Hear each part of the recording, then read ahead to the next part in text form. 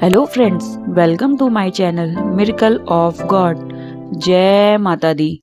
जैसे कि आप जानते हैं, नवरात्रि शुरू हो चुके हैं। माता रानी का आगमन हमारे घर में हो चुका है। तरह तरह से हम माता रानी को प्रसन्न करने के लिए पाठ पूजा और तरह तरह के स्वादिष्ट भोग लगा रहे हैं। पर आप क्या जानते हैं, हमारे द्वारा लगाए गए भोग में माता रानी को समर्पित जो भोग होता है उसके अंदर लहसुन प्याज क्यों वर्जित होता है? क्यों हम बिना लहसुन प्याज का खाना भोग में हमेशा लगाते हैं? हम व्रत में लहसुन प्याज क्यों नहीं खाते? आप जानते हैं? अगर आप जानना चाहते हैं तो मेरी इस वीडियो को पूरा देखना और मेरे चैनल को सब्सक्राइब करना ना भूलिएगा। लहसुन प्याज ना खाने के पीछे अगर हम अपने घर के बड़ों को पूछते हैं तो वह कहते हैं कि बदबू आती है और व्रत में साफ सुथरा रहना अच्छा होता है। कोई कुछ कहता है, कोई कुछ कहता है, पर पौराणिक कथाओं के अनुसार इसके पीछे भी एक कहानी है। आइए हम जानते हैं। यह कहानी इस प्रकार है।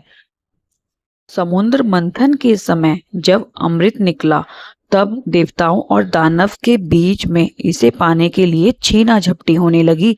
तब भगवान विष्णु ने मोहिनी रूप धारण करके देवताओं को अमृतपान कराया। दो दानव को यह पता लग गया और उन्होंने देवताओं का रूप धारण करके अमृतपान करने लगे। जब भगवान विष्णु को पता लगा, उन्होंने अपने चक्र से उनका गला काटा।